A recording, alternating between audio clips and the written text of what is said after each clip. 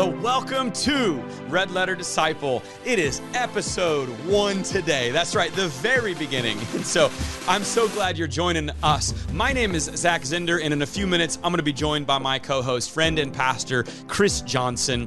And our desire in this podcast is that whoever you are, that you would be challenged to be a greater follower of Jesus. I really believe that when we collectively all become greater followers of Jesus, we will become a fuller, greater, and truer expression of who Jesus is, and that's going to change the world. And that's what this podcast is all about, changing the world through Jesus. And so here's what you can expect. You can expect to be challenged, you can expect to be inspired, and you're going to have a lot of laughs along the way with us. And so I am thrilled to get things started with episode 1 today, featuring one of my favorite people in the whole world. His name is Carey Nieuwhof. Carey Nieuwhof is got the go-to podcast that I listen to, the Carey Nieuwhof Leadership Podcast. And so we're going to ask Carey the difference between discipleship and leadership. Carey is a productive guru. He talks all around the world about how to be more productive. So I'm going to ask him how in the world, like people like me, guys like me, dads, husbands with kids at home, like, can we actually be productive, or is the stuff that you write only work when your kids are out of the house? And we're going to find out once and for all what Carey Nieuwhof thinks about people who own Traeger grills. His answer might surprise you. It's going to be awesome. But before we get there, I said it earlier, this is episode number 1. Number 1, which means like, can you help us get the word out? Can you do us a huge favor? If you listen to this show today and you are challenged, you are inspired, or you believe that this is going to be helpful for you or someone else, like, help us get the word out. And so here's what we'd love for you to do. We'd love you to give us a 5-star rating, and we'd love for you to review us on your streaming platform of choice. Apple Podcasts, Spotify, those are some really great ones to review us and to rate. So if you do this, here's what we're doing.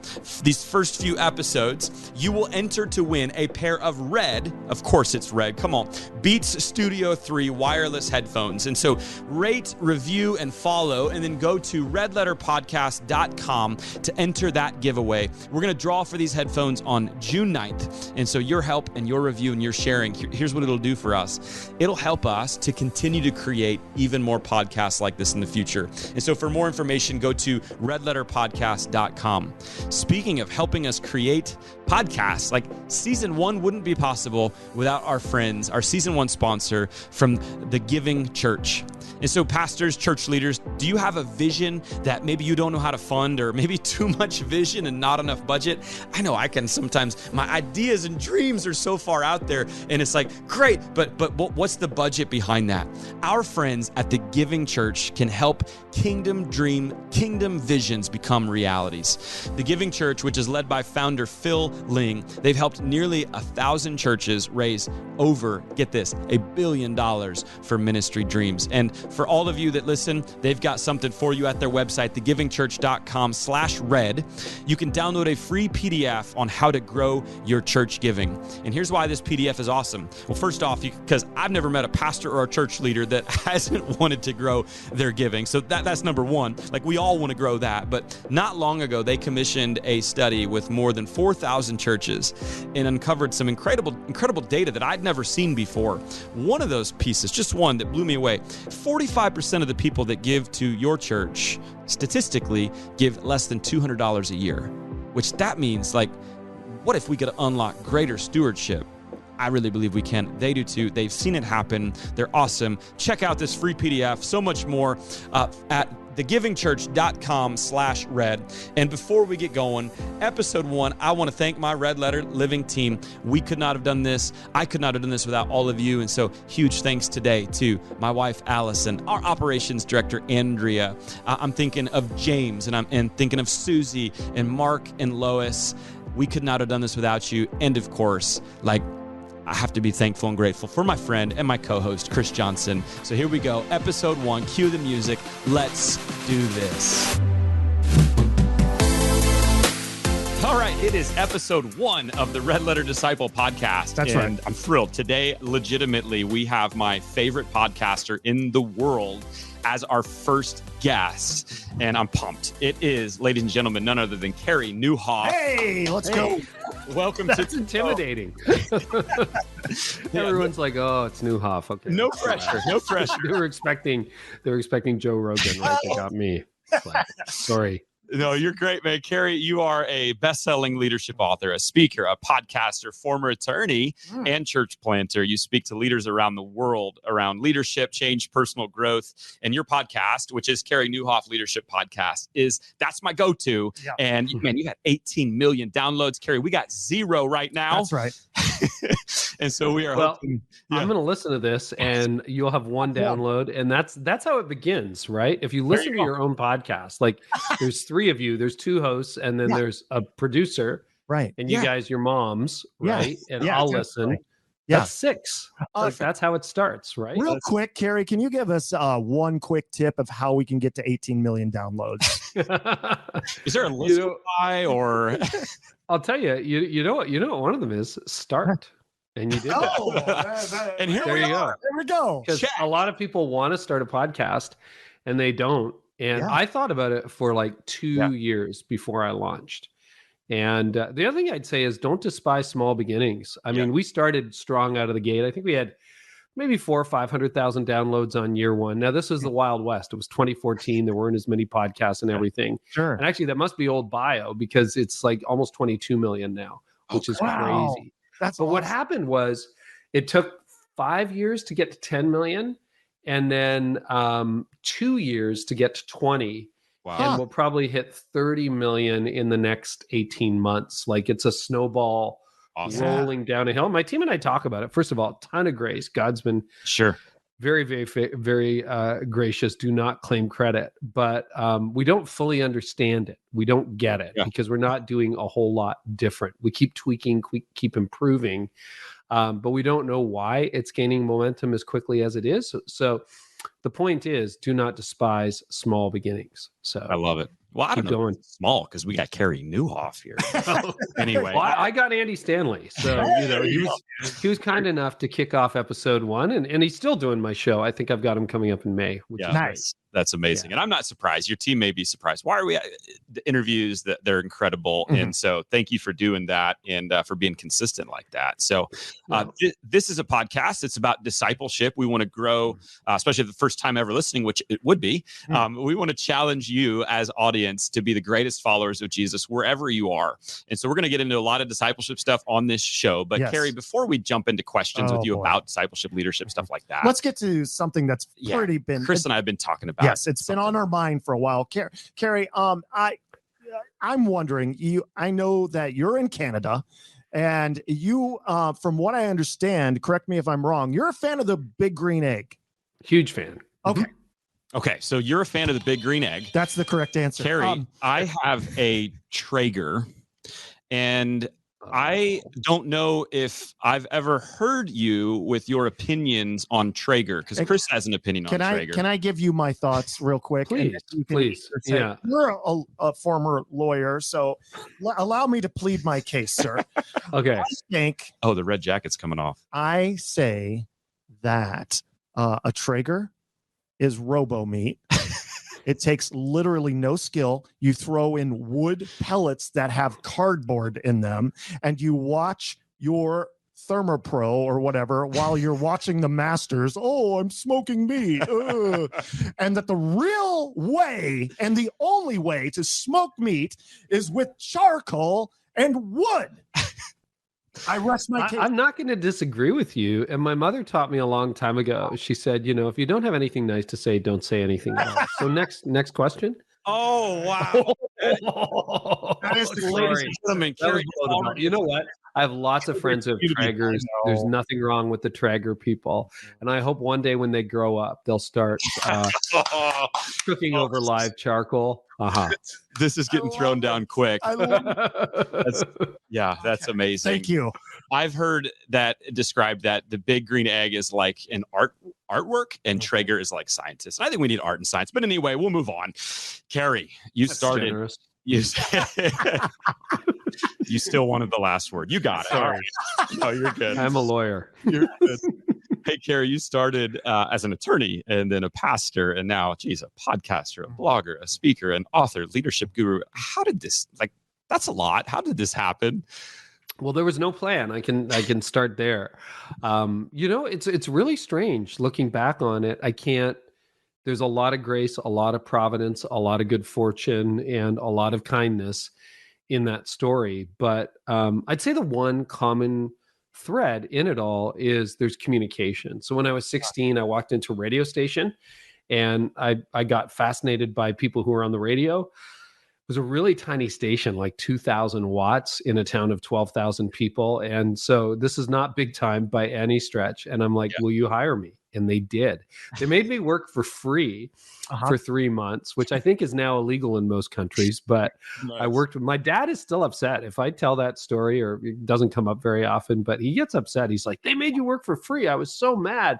And then they started paying me. This was the 80s, early 80s. It was, I think my first wage was $2.65 an hour.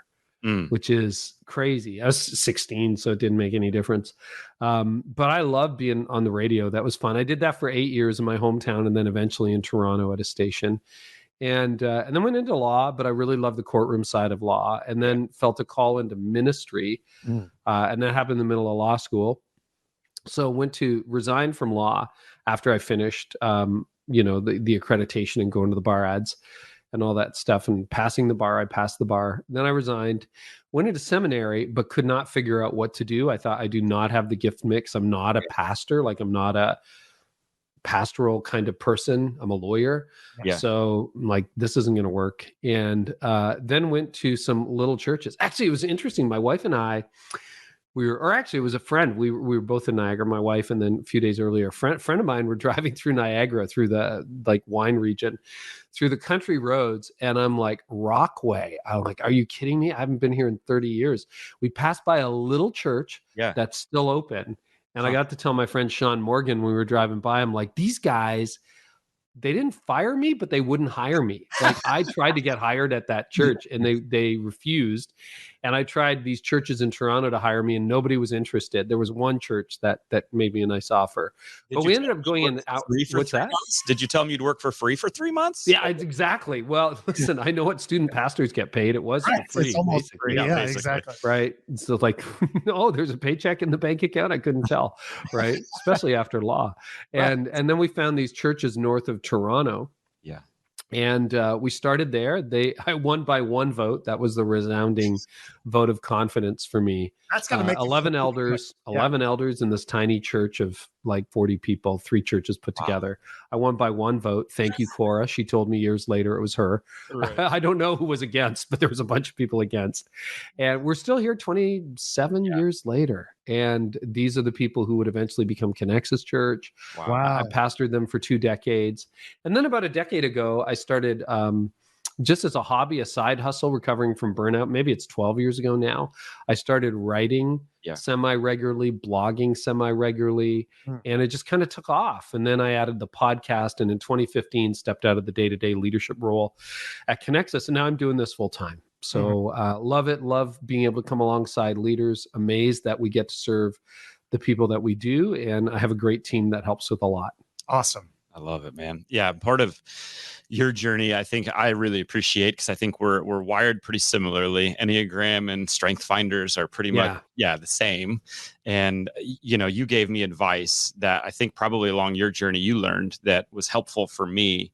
And I think if anyone's listening out there, and what I love is there's a common thread of communication in all of the things you did. And so like, it's cool to look back and see that that's there, but how do you know, like, when that's shifting? And the thing that you said when you were talking with Allison and I about, I do this thing on the side, and I put one time the energy in, and I get, or one time the effort in, and I get 10 times out of it. And I'm putting 10 times the effort over here and getting 1 out of it. And again, not that the 1 is bad, it's still really good, but like, it's just God has his hand on this. And I love that about you, that you've stepped into these different places and different roles. And so I think we're all blessed for it. But when it comes to you, leadership expert, right? You talk to leaders, you interview leaders all the time. And so I'd love to know from your perspective, what is the difference in discipleship and leadership? Do they relate? How are they similar? Yeah, and a leadership expert, my favorite definition of expert is someone who's not from your hometown. That's what an expert is, right? At the end of the day. So yeah, sure. I'm not from your hometown. Leadership and discipleship. So, I mean, discipleship involves leading others. It involves leading yourself. And I think inherent in discipleship, probably the most neglected discipline or fruit of the Holy Spirit is the discipline of self-control. It's in that list along with love, joy, peace, patience, kindness. A lot of leadership is self-control. Jesus would talk about self-denial as well, like a leader serves on behalf of others. So you can do leadership kind of the world's way. And in the world's way, all the benefits flow toward the leader, right? So if I start a company and it becomes a, huge success story, who gets all the money, who gets all the recognition, who gets all the fame, who gets all the, if you want to go back in history, I mean, who gets all the perks, who gets the women, who gets this? The answer is the leader. And Jesus comes along and he turns it upside down. And I remember a sermon series Andy Stanley preached. This must be 10 or 15 years ago now. And I think it was called Power Play.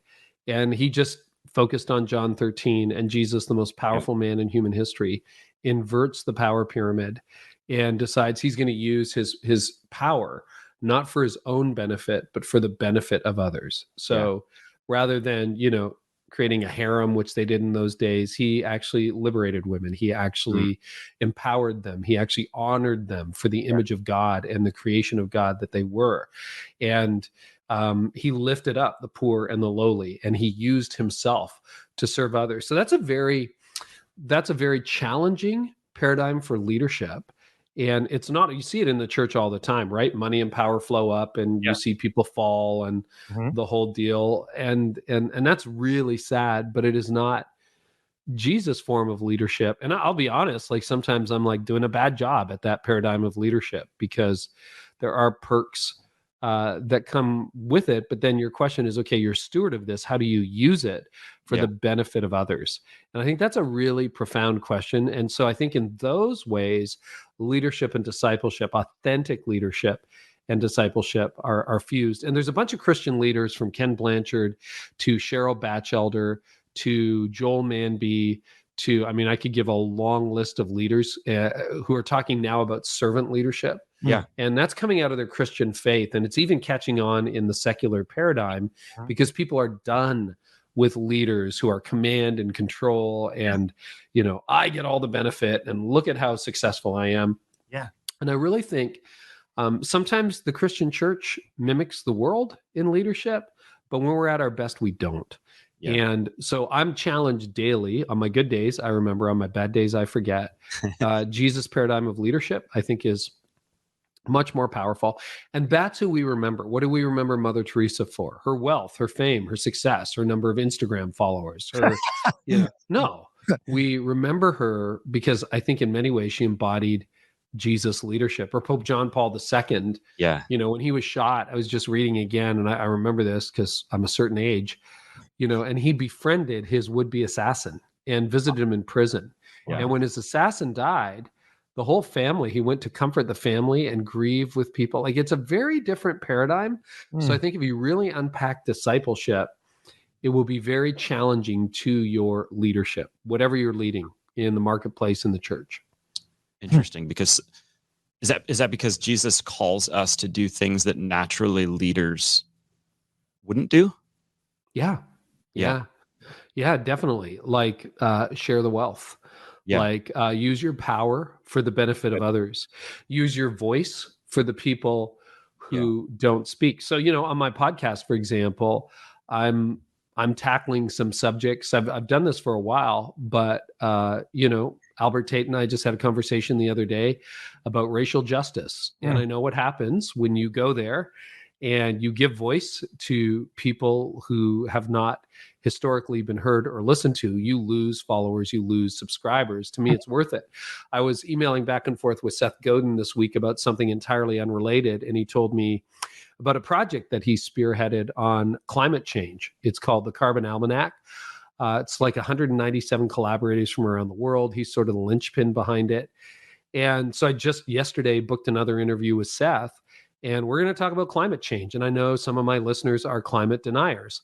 And this is really close to my heart. I don't know that I understand the science perfectly, but I think we have some evidence that things are changing. And I believe, according to Genesis 1, that we are stewards of creation, that this is, Jesus says, a new heaven and a new earth It's like, well, let's not destroy this thing. And, Jesus' teachings about if you steward what you have now well, that will have ripples in heaven. So to me, theologically, and Seth and I were talking about this, climate change is a theological matter, and caring for the planet is a theological matter. And so, Seth and I are going to do an episode on it, and we're probably going to anger a lot of people. And I'm like, good, that's a good use of my platform. There you go. And I think I love that. So just clarifying that as disciples and leaders at the same time, it sometimes means doing what's right as a disciple for the sake of our leadership, but ultimately that's what's going to bring more glory to Christ. And so that's cool. So Carey, this podcast, we want to challenge people to be greater followers of Jesus. And the why behind that is like, I want to unleash the greatest and fullest expression of Jesus that we can in this world. And it won't be perfect until Jesus comes back. I really like and think your book, At Your Best, is really helpful for that, because it's right how to get time, energy, and priorities working for you, how we can live at our best so that ultimately we can bring the best version of Jesus into this world. So can you talk to us about At Your Best? And especially I like the green zones, yellow zones, red zones, and like what that means.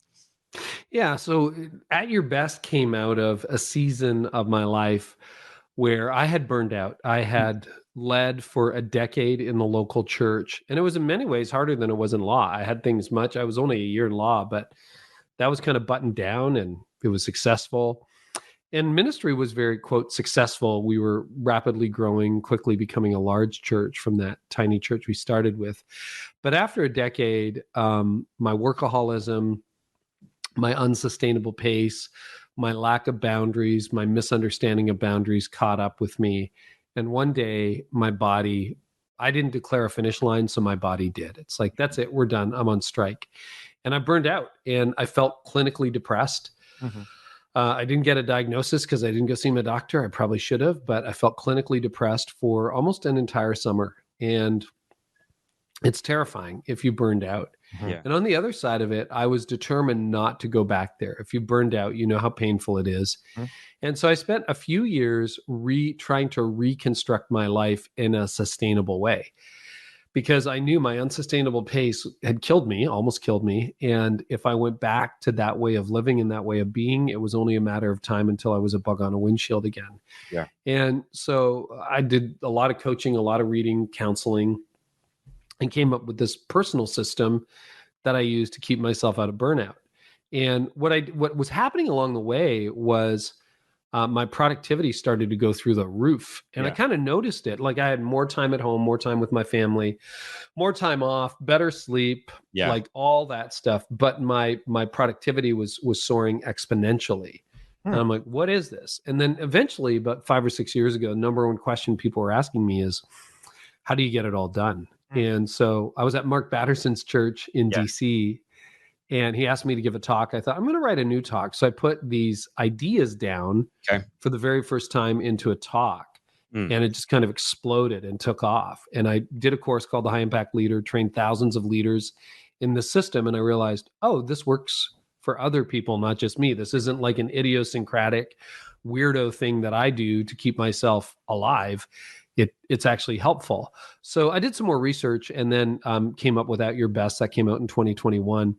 And what it does is, time management books are everywhere. They're fantastic. But I also talk about energy and priority management. And energy management seems to be the eureka moment, the aha moment for people when they encounter the At Your Best framework. And the way most people live is we don't think of our time other than we don't have enough and we're always tired.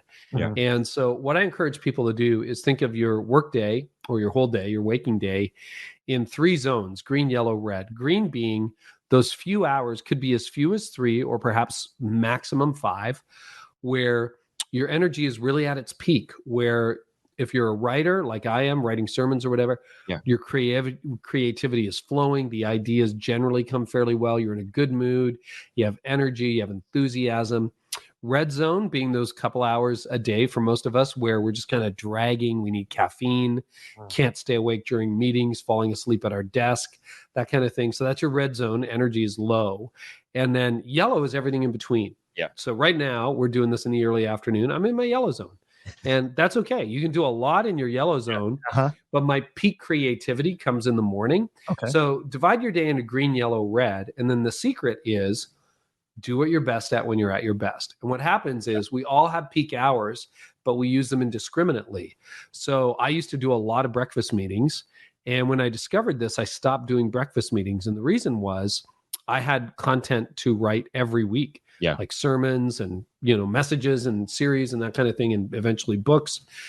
So what I would do is I'd go for breakfast at 7 a.m., supposed to last an hour. It goes an hour and a half. And then you're like, well, I better get some coffee at the drive-thru. So you stop at the drive-thru. Then it's 9:30 by the time you get into the office. Then people start talking to you. And it's 11 a.m. You empty your inbox. And then it's lunch. And my best hours of the day are gone. And I haven't got to start on my message. And now I got to bring my message home and tell my kids to ignore me and my wife to ignore me because I'm working tonight. And so the secret is do what you're best at when you're at your best. Do your most important work in your prime hours. And as you know, as preachers, if you get that sermon done on Tuesday by noon. Oh, man. Come on. Yeah, the rest of your week is like, I don't care what happens. Right, like, exactly. Good, baby. I'm good. So I'm good. I'm ready to go. Carey, you were basically spending your green zone on returning emails, essentially. Like the you could totally most productive. You're doing stuff that you could have essentially egg sandwiches. You could have essentially done in your yellow or even red zone. When it comes to emails. 100%. And if you're an EA, if that's what you do, like my assistant Carey answers probably 100, 200 emails a day, just that are inbound. And I hope she's not replying in her red zone when she's falling asleep. And, that's her job, right? So, but my job isn't to answer emails. I have a personal account and I might look just to see if anything's on fire or check Slack quickly, but it's like 5 minutes in and out. And then I come back to it later in the day and I tackle my critical priorities, which these days, again, I'm a communicator, is writing. I'm working on a new course as we record this. That'll come out in the fall. I've got a live coaching I'm doing next week. I've got a couple of other projects that require my full focus and full attention. And the other mistake we often make is we have these really big projects and we're trying to, or even, think about it, this is a discipleship project. Like, when do you have your devotion time? So I used to have it at night. And, the good side of that is I'd start praying. And they were very long prayers because I'd wake up 8 hours later and say amen, right? Like basically I fell asleep praying. Not very good. Fall asleep reading the Bible, fall asleep praying. It's not good. So now I have bedtime reading. It takes me like 6 months to get through a thick book because I read 2 or 3 pages and then I'm gone. But the Bible now gets the morning time. So when I get up, God, it's like a tithe on my time, gets the first 20 to 60 minutes of my day, reading the Bible, journaling, praying, that kind of thing. And then I go and do my work. So, and often what we do is we try to squeeze things in the crack. So we take really important work and we're like, oh, I got 20 minutes before my next meeting. I'll write my sermon. Well, brain research is showing it takes a while to get into what people call the flow. When you've got to be concentrated, you got to be focused. And we're learning so much about the brain. For example, did you know that every time you're interrupted, it takes on average 25 minutes to get back to where you were? And the easy way to know whether that's happening to you, have you ever been working on something really big, really important? You get a knock at the door, right? And you're like, yeah. What's that? Oh, sorry, you're busy. Okay, no problem. I'll come back in 5 minutes. You come back and you're like, now where was I? Right. And sometimes you don't remember. Like, it's like, I don't know what that idea was, but it's gone. So somebody's broken your focus. And it was 15 seconds. It was 8 seconds. No big deal. But what you need, and this is like a number of authors, Cal Newport, Nir Eyal, who else says this? Oh, it's just a bunch. Yuval Harari. They would all argue that because of our digital world, the superpower that you really need in the future is focus and concentration, the ability to think deeply. And what that takes is uninterrupted, focused, quiet time. And that's almost gone in this world. So what you have to do is turn your green zone into that. Put your earbuds in, put your headphones on, find a quiet corner and go to work and do your deep work, because our agency is being taken because we're not doing the thinking now. Our devices and other people are doing the thinking for us. So we need to keep that critical thought open, flowing, learning. And more people I know aren't even touching anything electronic for the first few hours of the day. It's awesome. And Carey, like you said, there's a lot of time management and things out there like this that'll tell you this. But I think what I appreciated, if I remember the specific line, it was in your High Impact Leader course, but that now has been repurposed to At Your Best course. You spoke to me when I needed to hear it. And here's what you said as a communicator, as a preacher. You said, "Not once have I ever got an email of somebody encouraging me to spend time on my sermon." And I was like, that's what I needed to hear, that, because I've not gotten that email either. They expect it. They want it. They want grade A meat every week. And and it's hard to do that when we're fitting in the cracks. And so that, for me, again, there's tons of time in it, but being able to speak to the language of the people and show the real problem in a way that I was like, yes. And that's like what saved me and what helped me in my sort of calendaring several years ago of, we can really be more productive when we get this sort of stuff figured out. And now I will say this, and I've been meaning to ask this question. And so maybe he's been one to ask you this for a while. Yeah. And you sometimes get me in trouble at home though, Carey. It's true. Because there are times when I tell my wife, Allison, I'm in my green zone right now. And Carey says, this is when I need to be at my best from a content creation. And she's like, I don't care if you're in your green zone. It's time to take the kids to school. So sometimes I want to frame it that way, because sometimes I think, and I can read your material, I can watch the course, and I can say, okay, I can maybe understand how to perfectly partition things out when I don't have kids at home. But I'm 38. I got 2 kids. I know I'm not the only one that's like that. That's like, yes, I believe in all this. I want this, but I'm having a hard time finding the balance of being productive and yet still I feel like I need to be in the green zone for my family. So can you just talk to me and help me, please, so I don't get in more fights at home? And Carey, I think he didn't get in trouble for that comment. I think he got in trouble for the comment when he suggested that his kids Uber to school. I think that I think it's a question of reduced expectations. So I didn't write my first book until I was in my 40s. I didn't launch my leadership podcast until I was 49.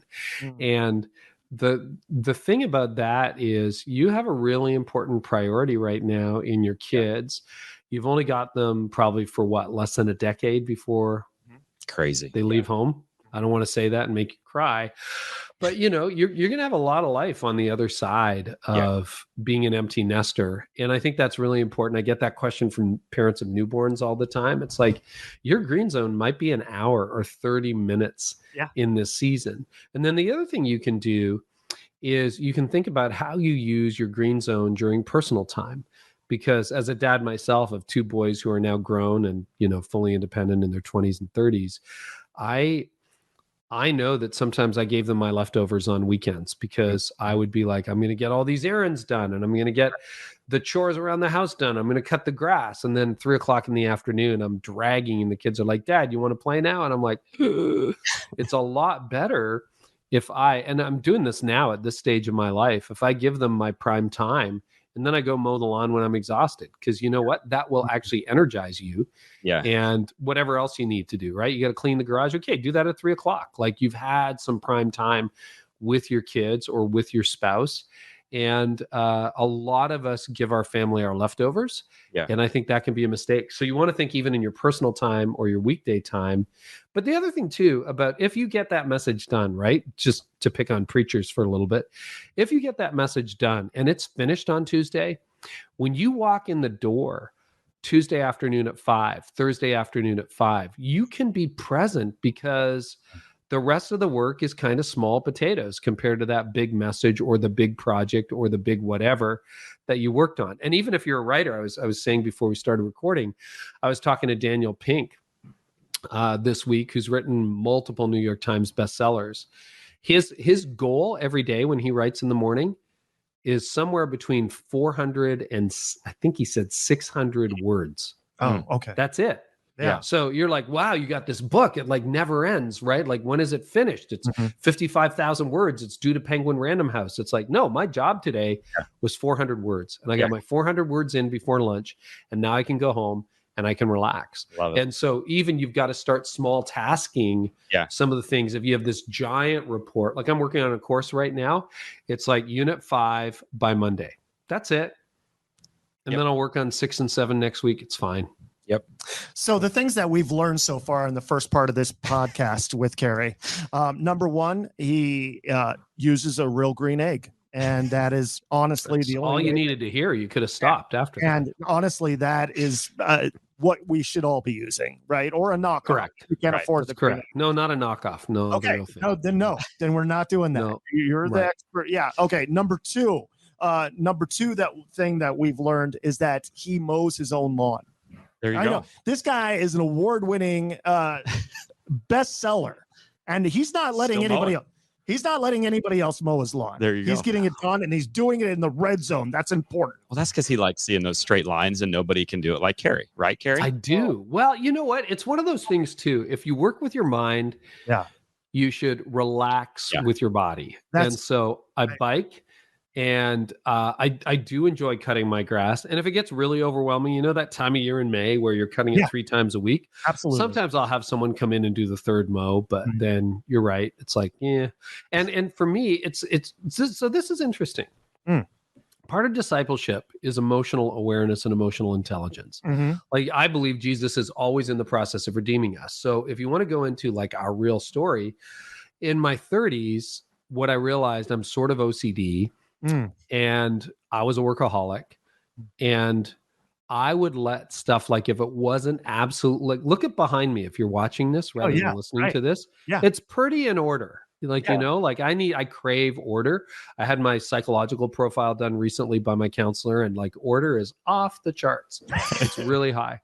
And so it would drive me crazy because my wife is more she's super neat too, but like more relationally driven. And she's like, we should spend time as a family. And I'm like, got to cut the grass. And it was like that much too tall. Right. And so I really had to deal with that. And after I burned out, I kind of realized, I crave a mowed lawn for unhealthy reasons. And I'm actually a little bit crazy when it comes to my need for order. And so what I did was I said, okay, how can I do this? Because I really enjoy it. But how can I do this in a way that it doesn't ruin my marriage, wreck my parenting, or destroy relationships? So now, you know, if I'm cutting my grass 3 times a week, 2 or 3 times a week, I'm like, this is me. I'm being crazy and I enjoy it and it's fun. And then I'll go back to work and I'll have some meaningful time with other people. But I think often we can be driven for very subconscious reasons. And I would see that as part of my discipleship, Jesus saying it's a Mary Martha thing. And that's one of those things where I always thought Jesus had it wrong. It's like, no, Martha's the winner here. You got your analysis wrong. Right. But Jesus was probably right. Carey, do you ever do that thing? I do this occasionally. The lawn really might not be needed to be mowed, but like this is my confession to you, Pastor. Will you listen? This happened just the other week. I live in Florida, and I realized that there was going to be some massive spring cleaning in the house, and I didn't want to do any of that at all. So I said to my wife, well, I better get outside and get that lawn knocked out. And I mowed that lawn, and I put those AirPods in, and I had the time of my life listening to podcasts, and they're inside scrubbing, and I felt a little guilty. So that's my confession to you, Pastor. So there you go, Jen. Yeah, I may have done that with different seasons of my life as well. But you know the other thing about leadership, right? When is leadership done? Like if you're pastoring people, when are you done? The answer is never. Right. And what progress did you make today? I don't know. I wrote a message. I don't even know if it's any good. I had a bunch of meetings and, you know, whatever. Nice thing is, you know, it's 4:30 in the afternoon. Your lawn is long. By 5:30, it's short, it's cut, it's measurable results. It looks amazing. And like, it's a win, right? Because, and psychologically, that's actually important. I remember talking to Henry Cloud at the outset of the pandemic. And I said, you know, everything just seemed like it was spiraling out of control. And I reorganized my bookshelf behind me. He said, do you know how therapeutic that is?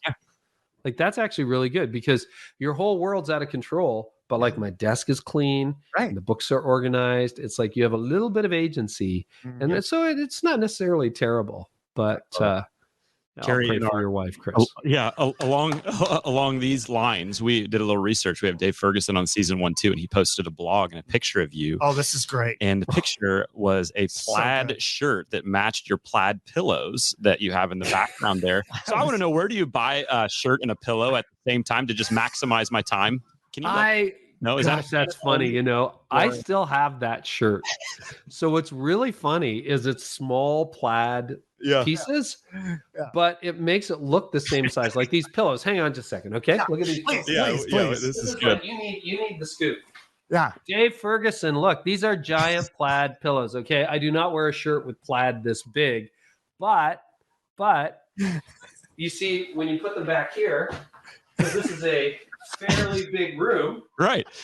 Then it looks like they're the same size. That was so funny. That's amazing. There you go. So you all right, Dave? Buy a shirt and a pillow at the same. Okay. Every time I look at that shirt, I still like wearing it. It's like, oh, I can't wear it. I'm shooting video today. Dave ruined it, which is almost every day, right? We were thinking, as we were talking amongst yourselves, that you went to a store called Shirts and Pillows, and it actually makes sense with your OCD explanation. Right. There you go. We are discovering things. Hey, Carey. I got a lot of ridicule over those videos until I'm like, I shouldn't do that anymore. You are, you talk to a lot of leaders, interview them, and you've got something you just started that I've really been blessed so far with. It's called the Art of Leadership Academy.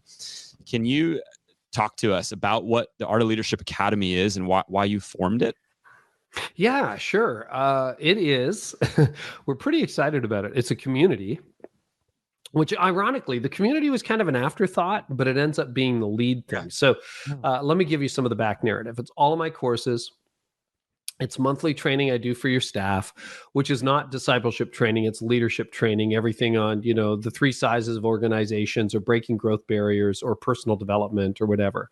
So a monthly staff training for your team. We've got a vault of like 2 years of training now saved up for members. And then it's also some, all of my courses. I have about maybe 7 or 8 courses, and they're my best content. Yeah. And what we used to do was we used to sell those courses independently. And then we rethought, okay, how can we better serve church leaders? And we decided, no, for the same price you used to buy one course, we're giving you all of my courses, all the training, the live monthly coaching, and the community. And the community part kept growing as we were formulating this, because I don't know about you, but have you noticed the tone of social media lately? Like, is it fun?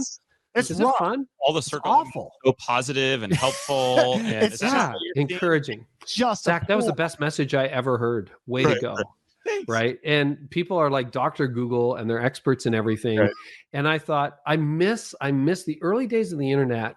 Yeah. Was you always had your trolls. You always had a few, but it seems like everybody's a troll these days. And I thought, what if we just created a site? And this is not like ideological. This is where all the conservatives hang out, where all the progressives hang out. No. We got a whole spectrum of leaders, but a place where you could have really meaningful dialogue on substantial issues. And I'm blown away. So we basically built our own social media channel inside the academy, and you're on it, Zach. So like it kind of functions like social media, and we have some robust discussions. I recruited about 40 mentors. You're one of them, to lead people in discussion. These are people I respect. Yeah. And so I'm involved, but we got like dozens of other top name leaders involved. And then now we'll probably hit 1,000 members in the academy soon. I'm very, very encouraged. And so what it is, if you're looking for colleagues, if you're looking for content, and you're looking for discussion that advances you in the church world or the business world, we have entrepreneurs as well. That's why we designed the academy. Wow. And I will say I've been in it and I'm impressed. It's awesome. It's well put together.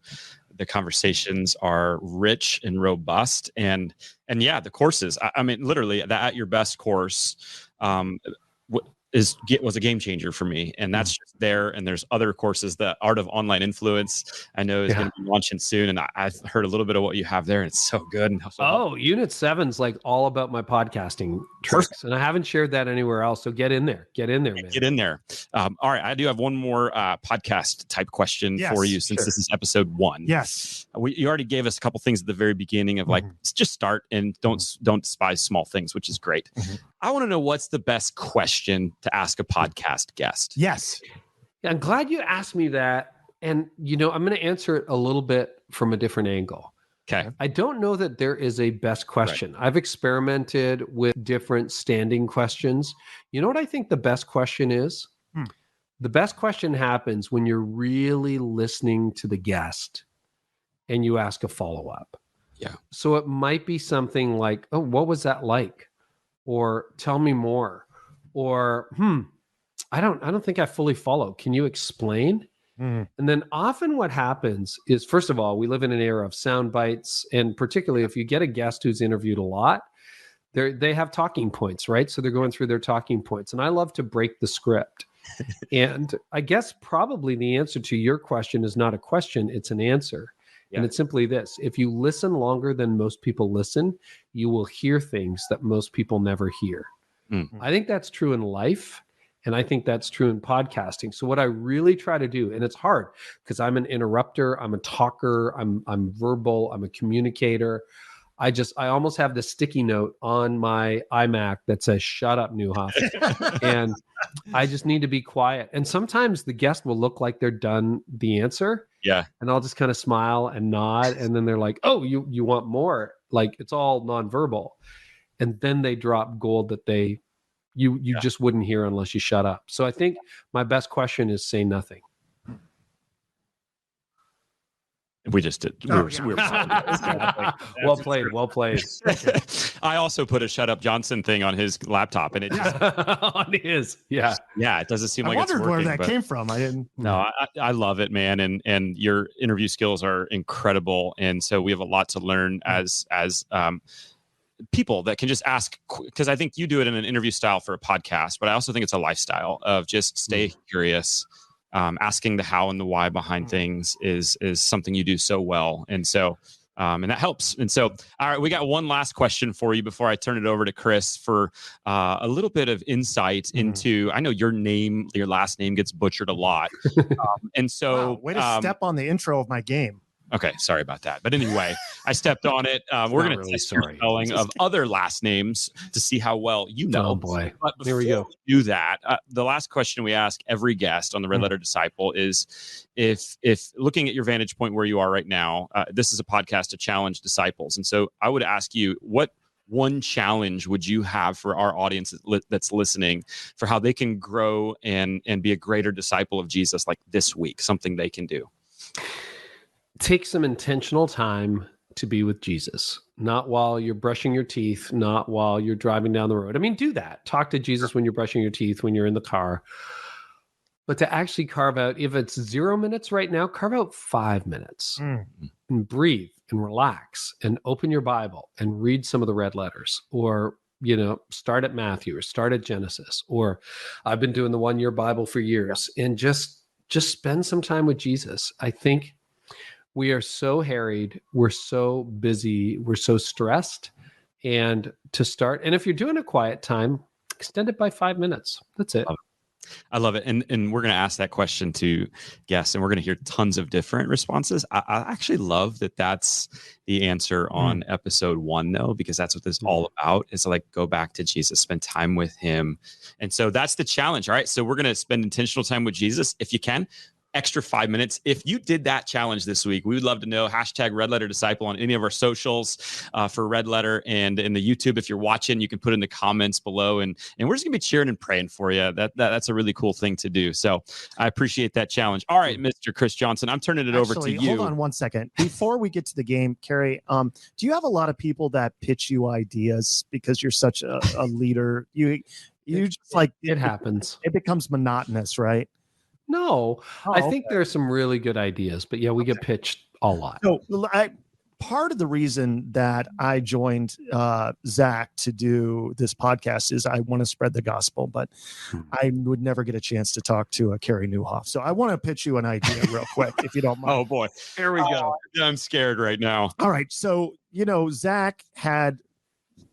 He sold dozens of these Red Letter Challenge books, dozens upon dozens. And so, Carey, I'm just wondering if I don't want to do self-publishing. I'm high charisma, low intelligence, but I'm wondering if I could, you would just take this idea.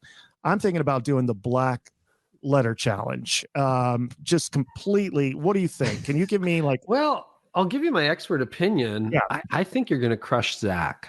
Yeah. Because there are so many more black letters than red letters. Yeah. Like I think just numerically, what is it? 10-1? Yeah. Yeah. So I think Zach's days are numbered, and you're probably going to emerge into the forefront of a whole new industry, black letter challenge. So if I give you my cell phone, we can maybe talk later. Okay. We can. And you could do Aramaic challenge because there are a few small passages written in Aramaic. Yeah. And then you could get into the niche market of the Aramaic challenge in translating from the Septuagint to figure out, that's where I would go. I'm gonna quit real quick, but you should write that down. No, I write it down. Where's my assistant? Here's the other thing that I want to do real quick. What about a Bible study on the shortest verse in the Bible, Jesus wept? What do you think? I think that's fantastic. All right. That's a long book right there. All right, guys. We are here. We've heard from Carey. We've heard that he is a big Green Egg fan. We've heard that he is a leadership guru. But here's the question, and here's my thought for today. Carey, I grew up with the name Chris Johnson. Nobody's ever misspelled it in the history of my life. It's very simple. It's very easy. I have to keep looking at your name to remember how to spell your name, and that's no disrespect, but so do I. You get it. So do I. So here's the challenge. I have to imagine with a difficult last name that you're pretty good at spelling. That's a nice assumption. Okay, well, good. So here we go. We have three famous people for you, Carey. Three famous people, and some of them Canadian. Yeah. Some of them. All of them with a difficult name. And let's put 60 seconds on the clock. Okay, here we go. Here we go. Just go ahead and spell. Do we have the clock? I'll get it for you. Yeah, don't you worry about that. One job. Okay, here we go. Here we go. The first person is an Israeli actress. She's also known as Wonder Woman on the silver screen. Please, Carey, can you spell Gal Gadot?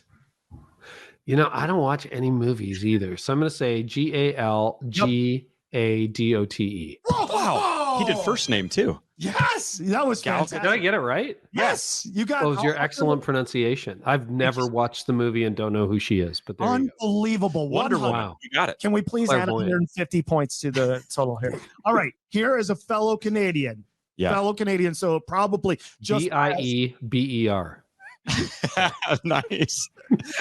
Nailed it. I give him points. That's good. No, that's all right. Don't give me 50 points, good. But that, golly, gift of prophecy. Here we go. The singer is Avril Lavigne. Oh, yeah. She lives down the road. Lavigne. Boom. That is fantastic. You're up. She literally, I bike by her house. Hey, can you? She lives on the expensive side of the street. Can you text her and tell her to come down? I got some questions for her. I will. It's complicated. Oh, guys, I guess. Okay, you have two more left. Nobody has got all of my questions correct, and I have specially designed games for each person. Could be of all your achievements. This could be the greatest. If you can run I've been living for this moment. Go ahead, Chris. All right. Number 3, a comedian, actor, Canadian. In some of your favorite movies, Dan Aykroyd. Oh, yeah. Ackroyd. Aykroyd. Man, that's all right. You can still beat. Who else have we done? Oh, wow. No, yeah. That's tough. That's tough. This is by far the toughest one. Yeah. Duke basketball coach that just retired, Coach K, Mike Krzyzewski. Krzyzewski, holy cow! I don't even follow sports. All right, maybe the Blue Jays this year in a good year. Krzyzewski. Yeah. I'm going to say CHESHECZYCK. Well, you got K-I. You got the Z right. It was. Is there a Z in there? Listen, is that Polish? Crazy. KRZYZEWSKI. So the clue should have been Coach K. Don't start it with a CH. that's good. That's good. I have never heard of that person. Yeah, that's all right. We wanted to make you feel like at least it's not Krzyzewski. People care about you. They love you. They may not be able to spell your last name, but they still love you. Oh, that's great. But you know what? You can own the internet with it. I remember going to kindergarten. There you go. Like, whoa, this is a complicated one. Carey, you've been such a blessing. Thanks for kicking us off the right way. Where can people connect with you and find more about Art of Leadership Academy and all that you're doing? Sure. So the Art of Leadership Academy is artofleadershipacademy.com. And then you can misspell my name horribly and you'll still end up on CareyNieuwhof.com. So. But just to spell it correctly, I'm going off memory. No. Let's see if he can spell his. No, Nieuwhof. The Nieuwhof. Wow. There we go. 100%. Fantastic. Awesome. Carey, thanks, man. Really appreciate you, bud. Thanks, Zach. Thank you, Chris. So much. Yeah, it was great.